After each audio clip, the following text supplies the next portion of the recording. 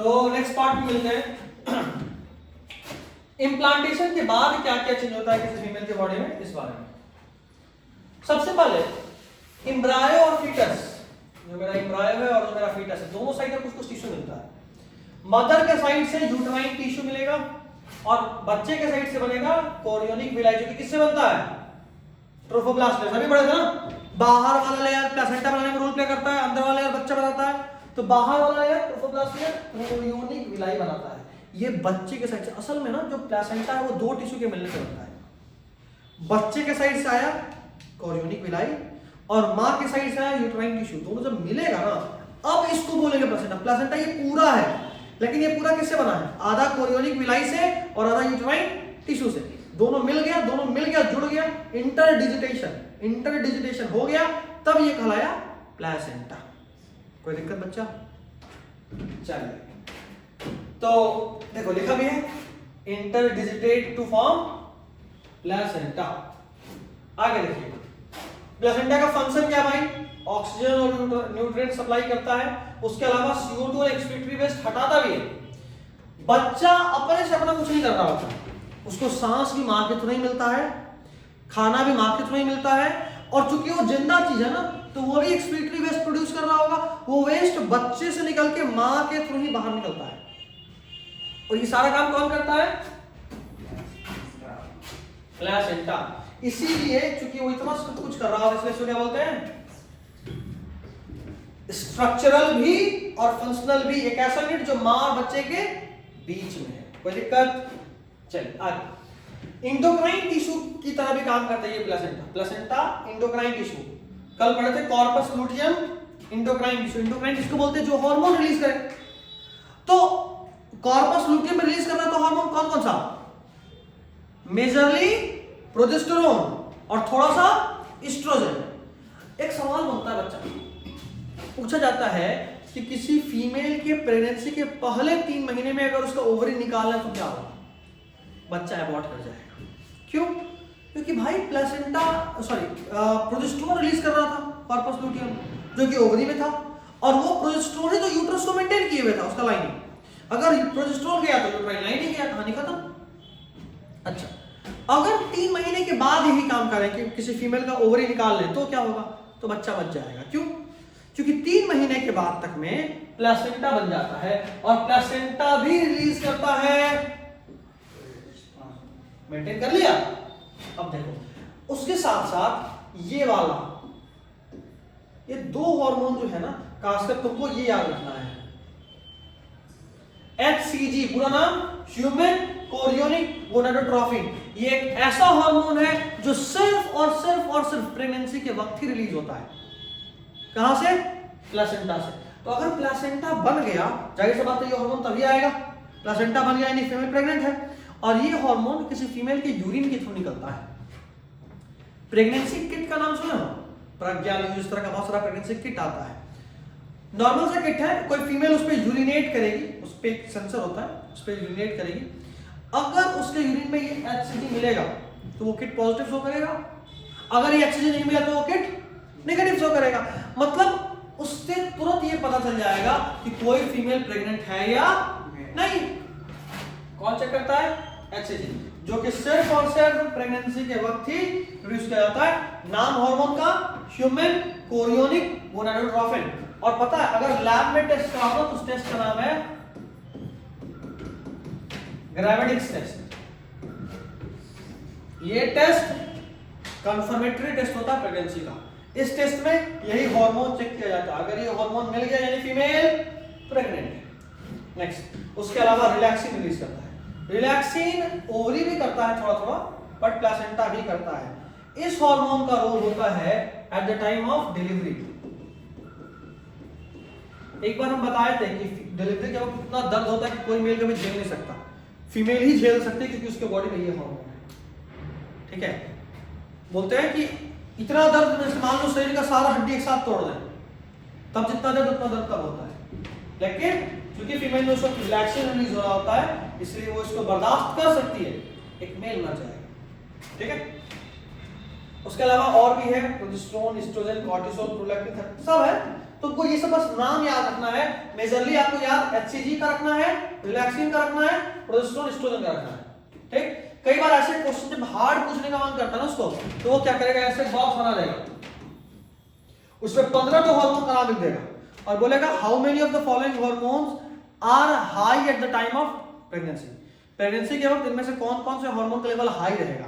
तो देख लो भाई साहब, यही सब ना जो रहेगा हाई रहेगा, बाकी जितना पहले तो उतना भी है, ये सब हाई हो जाएगा थोड़ा सा, तो उससे काउंट करना पड़ता है कि कौन कौन का इनमें से नाम दिया हुआ है। इसलिए आपको ये सारा का सारा याद होना चाहिए। देखो देख रहे हो, लिखा है ना, ये तीनों चारों जो हार्मोन है ये कई गुना बढ़ जाता है प्रेगनेंसी में।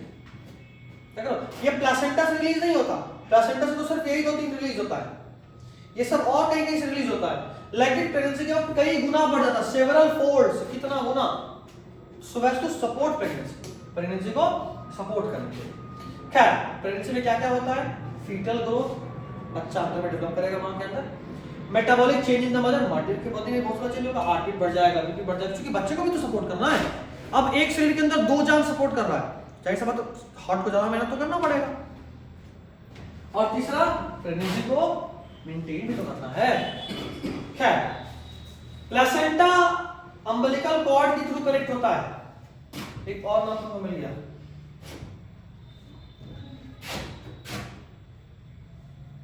प्लेसेंटा कैसे कनेक्ट होता है बच्चे से, देखो प्लेसेंटा है, प्लेसेंटा किससे बना हुआ है, एक तरफ यूट्रस का टिश्यू है, एक तरफ बच्चे से बनने वाला कौन सा टिश्यू,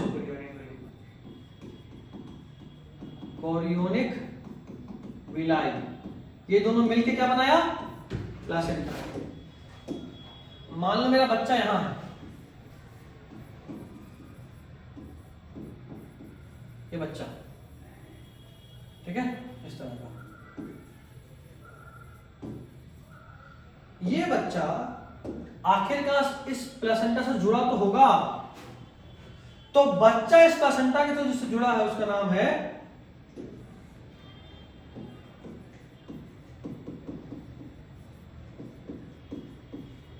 अब समझे बात, प्लेसेंटा किससे बना, कोरियोनिक विलाई और यूट्रस से, लेकिन बच्चा सीधा इससे जुड़ा हुआ नहीं होता ना, बच्चा यहां नहीं होता, बच्चा थोड़ी दूरी पे होता है, एक ट्यूब के थ्रू जुड़ा हुआ जिसका नाम है अम्बिलिकल कॉर्ड। पता है, यहां तक में ना मां के शरीर का खून होता है और यहां पे बच्चे के शरीर का खून होता है, और ये बैरियर है, दोनों खून कभी मिक्स नहीं होता। देखोगे हमारा ब्लड कई बार हमारी मां से अलग होता है, क्या ब्लड होता है तुम्हारा,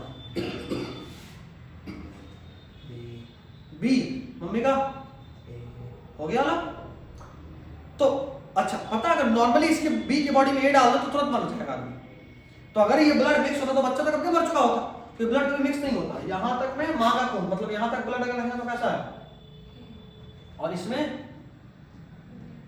समझ रहे बात।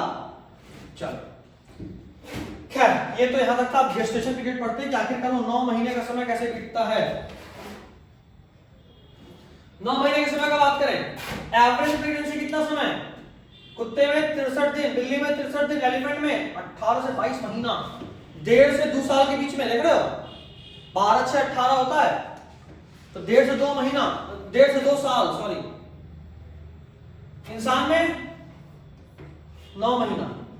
टोटल प्रेगनेंसी को हम 3 पार्ट में बांटेंगे, 9 महीने के प्रेगनेंसी को 3 महीने के 3 पार्ट में। पहला 3 महीनों को बोलते हैं फर्स्ट ट्राइमेस्टर, दूसरे 3 महीने को बोलते हैं सेकंड ट्राइमेस्टर, और तीसरे 3 महीने को बोलते हैं third trimester. 3 trimester, 3। First trimester जो है उसमें देखो चौथे वीक के आसपास पहली बार बच्चे के शरीर से, अगर कोई डॉक्टर ना, फीमेल डॉक्टर माँ के पेट के पास स्टेथोस्कोप रखेगी तो बच्चे का हार्ट का साउंड सुनाई देगा पहली बार, अगर बच्चा जिंदा रहता है। कितना महीने, सप्ताह में, मतलब ऑलमोस्ट 1 महीने के बाद। अच्छा, 8 महीना होते होते बच्चे का हाथ का, मतलब हाथ में उंगली और पैर में उंगली बनने लगता है, ठीक है। 12 महीने होते होते बच्चे के ऑलमोस्ट सारे बॉडी ऑर्गन बन जाते हैं, और साथ में एक्सटर्नल जेनिटल ऑर्गन भी, यानी अगर लड़का है तो पेनिस और लड़की है तो वजाइना बन जाएगा। यानी ये अगर 12वें महीने में हो रहा तो इसके पहले क्या हम पता कर सकते हैं कि लड़का या लड़की है, नहीं। कब पता चलेगा, प्रेगनेंसी के कितने समय बाद पता चलेगा कि लड़का या लड़की, 12 सप्ताह 12 सप्ताह, यानी महीना कितना? 3 महीने से पहले हम पता नहीं कर सकते कि माँ के पेट में लड़का है या लड़की। इसीलिए जो भी फीमेल फोइटिसाइड होता है ना, वो 3 महीने की प्रेगनेंसी के बाद होता है, मतलब माँ 3 महीने प्रेग्नेंट हो चुकी है। असल में एक रिस्क वाला बात यह है ना कि अगर मेडिकल टर्मिनेशन ऑफ प्रेगनेंसी कराना, अगर बच्चा गिराना है एमटीपी, वो 3 महीने तक ही सेफ होता है। कोई फीमेल 3 महीने तक जब चाहे प्रेगनेंसी निकलवा सकती है, कोई दिक्कत नहीं, वो सेफली हो जाएगा।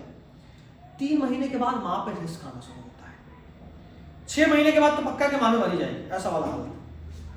ठीक है, तो दिक्कत यह है कि 3 महीने से पहले सेफ था, तब तक बच्चे का सेक्स पता नहीं चला। 3 महीने के बाद जब फीमेल के लिए अनसेफ है तो बच्चे का सेक्स पता चलता है, और अक्सर फीमेल फोर्टिसाइड में बच्चा तो गया ही गया, माँ पे भी हेल्थ रिस्क हो सकता है, अगली बार वो औरत माँ ही नहीं बन पाए। खैर, एक तो ये बच्चा आपका फीमेल फोर्टिसाइड करना नहीं चाहिए, और दूसरा देखो अगर किसी मेडिकल कारण की वजह से करना भी पड़ रहा, फीमेल फोर्टिसाइड नहीं लेकिन एमटीपी कराना भी पड़ रहा है, तो रिस्क है। हमारा कानून पहले 3 महीने तक बच्चा गिराने का अनुमति देता था, आज भी देता है, लेकिन आजकल उसको बढ़ा दिया गया। आज हम 3 महीने से ज्यादा और 6 महीने से कम वाले प्रेगनेंसी को भी गिरा सकते हैं। इसमें मदर पे अच्छा खासा रिस्क होता है, लेकिन ये तब गिरा सकते हैं जब 2 डॉक्टर ये बात कंफर्म बोले कि अगर बच्चा जन्म लिया, या 2-3 कारण, या तो बच्चा प्रेगनेंसी टिक नहीं पाएगा 9 महीने तक, एक कारण।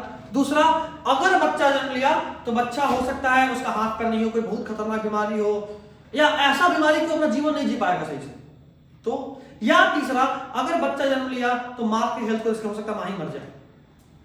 सिर्फ यही 3 कंडीशंस में, 4 कंडीशंस में हम 3 महीने के बाद और 6 महीने के पहले तक में प्रेगनेंसी अबॉर्ट करा सकते हैं।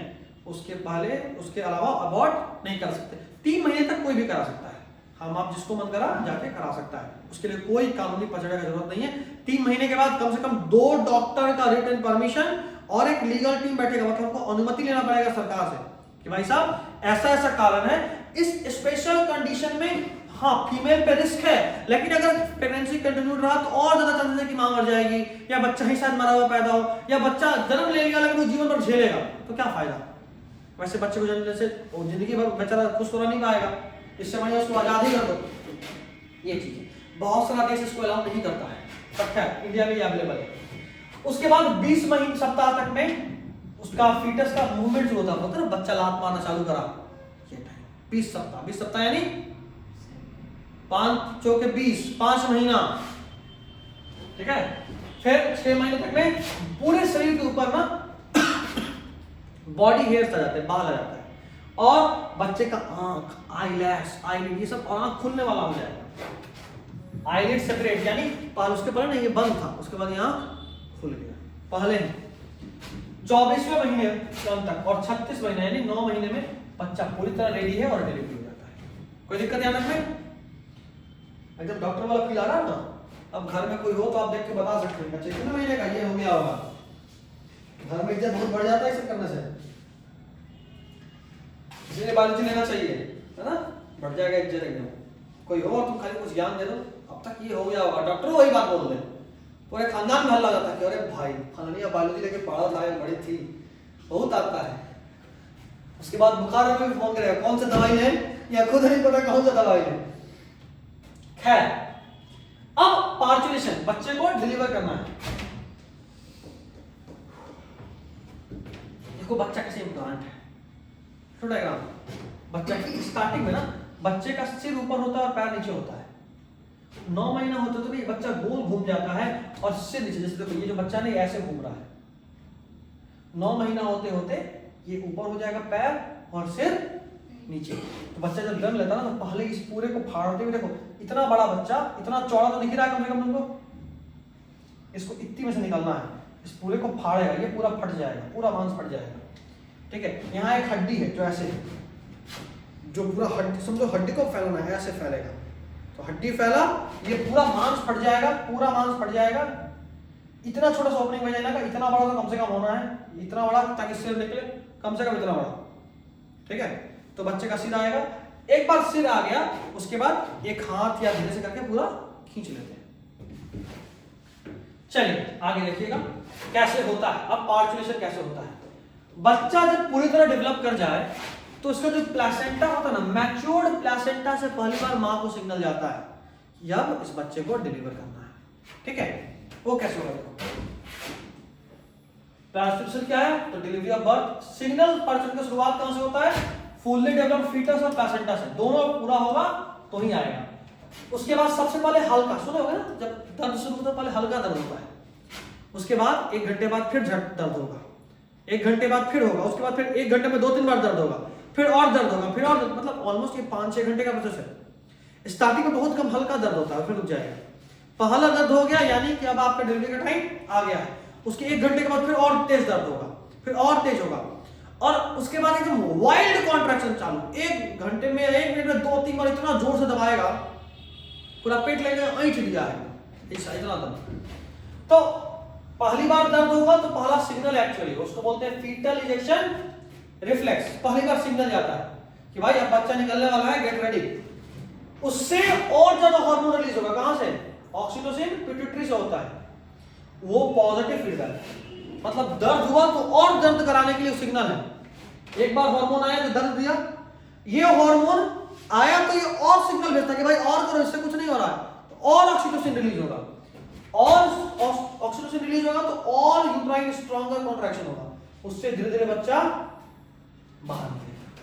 ठीक है, असल में ऑक्सीटोसिन बनता हाइपोथैलेमस में है। ठीक है, बताया था ना, असल में इस तरह का हमारा पिट्यूटरी होता है, ऐसा जो है पिट्यूटरी, यहाँ पे हाइपोथैलेमस है, और पिट्यूटरी ग्लैंड दो लोब, एक्चुअली 3 लोब का होता है। ऐसा कर दो, 3 लोब, आगे, बीच में और पीछे। ठीक है, तो मेजरली ये जब निकल रहा होता है यहाँ बनता कहाँ पे? हाइपोथैलेमस में, और वहां से बन के आता है नीचे। तो ऑक्सीटोसिन बनता कहाँ है? हाइपोथैलेमस में, और वहां से पोस्टीरियर पिट्यूटरी तक आता है, और वहां से रिलीज होता है। ठीक, उससे अच्छा पहले बच्चा निकलेगा, बच्चा निकलने के आधा घंटा के बाद ये जो प्लासेंटा है ना, ये अपने आप ही निकल जाता है बाहर। पहले बच्चा निकाले तो अभी तक बच्चा मां से जुड़ा हुआ है, उसके बाद उसको काटे, जब वो कटा तो बच्चे का जन्म हुआ। जैसे ही ये कटा बच्चे का जन्म हो गया। अच्छा, अभी जो बचा हुआ पार्ट था, मान लो यहां से काटे तो ये तो बाहर है, लेकिन ये पार्ट तो अंदर ही है ना, तो ये पार्ट अपने आप निकलता है। कई बार लोग उसको खींच देता है, कई बार होता है ना गाँव में सुनते हो कि माँ मर गई, माँ अपने आप नहीं मरती, तो नेचुरल प्रोसेस से निकालना बच्चा, तो इससे माँ थोड़ी मरेगी। माँ क्यों मर जाती थी? लोग इसको खींच दिया, खींचा तो ये पूरा उखाड़ गया, तुम समझ रहे हो, ये पूरा एक साथ उखड़ गया, कितना खून निकलने वाला है। एक्सेसिव ब्लड लॉस से माँ मर जाती थी, ये अपने आप ही निकल जाता है, उसको खींचना नहीं पड़ता है, उसी को बोलते हैं। बाद में प्लेसेंटा भी निकलता है। खैर, बच्चे का जन्म एक न्यूरो एंडोक्राइन मैकेनिज्म है, यानी इसमें नर्वस टिश्यू का भी रोल है और इंडोक्राइन यानी हार्मोन्स का भी रोल है, जैसे कॉर्टिसोल, एस्ट्रोजन और ऑक्सीटोसिन। ऑक्सीटोसिन का तो बहुत इंपॉर्टेंट रोल है, देख रहे हो। ठीक, अब आखिर बच्चा जन्म ले लिया, अब बच्चे को दूध पिलाना है, तो दूध पिलाने का जो स्ट्रक्चर है वो देख लेते हैं। पहले तो आपको ये डायग्राम याद रखना है एग्जैक्टली। दूध बनता यहां पे है, कलर चेंज कर लिया जाए, दूध बनता यहां है, देख लो जमा हो रहा है, ये सॉरी ये नहीं, ये तो फैट है, ये फैट है। ब्रेस्ट एक फ्लफी ऑर्गन है, बहुत ही आप बोलो गद्दे की तरह, क्योंकि वहां पे फैट का लेयर है, गुलगुल जैसे होता है ना मोटा छोटा गुलगुल, वैसा फैट का लेयर है। यहां पे मिल्क बन रहा है, जहां मिल्क बन रहा है उसको बोलते हैं एल्वियोली या मेमोरी लोब। ठीक है, मेमोरी लोब के अंदर एल्वियोली होता है जो कि क्लस्टर ऑफ सेल्स है, वहीं पे मिल्क बनता है और स्टोर होता है। ठीक है, वो जमा होकर यहां तक आएगा एम्पुला में, मेमोरी ट्यूब्यूल से होते हुए डक्ट से होते हुए एम्पुला में आया, और एम्पुला आपस में कनेक्ट होकर क्या बनाता है? लैक्टिफेरस डक्ट, ये वाला जिससे दूध बाहर निकलता है। जो ये उठा हुआ ऑर्गन होता है थोड़ा सा, इसको बोलते हैं निपल। क्या बोलते हैं? निपल। और ब्रेस्ट के चारों तरफ थोड़ा थोड़ा काला काला डार्क पिगमेंटेड एरिया होता है, उसको बोलते हैं एरियोलर। क्या बोलते हैं? Areolar tissue. चलेगा? बस यही तो। अच्छा, जो मसल होता है उसको बोलते हैं पेक्टोरालिस मेजर मसल। ठीक है, और ये मसल बिटवीन रिब्स है, नहीं रिब्स का बीच का मसल तो इंटरकोस्टल है। खैर ये ठीक है, जो जिस मसल पे ब्रेस्ट बेस्ड है उसका नाम है पेक्टोरालिस मेजर। कोई दिक्कत तो नहीं याद रखना? 3 लाइन और पढ़िए और आज का कहानी खत्म करिए।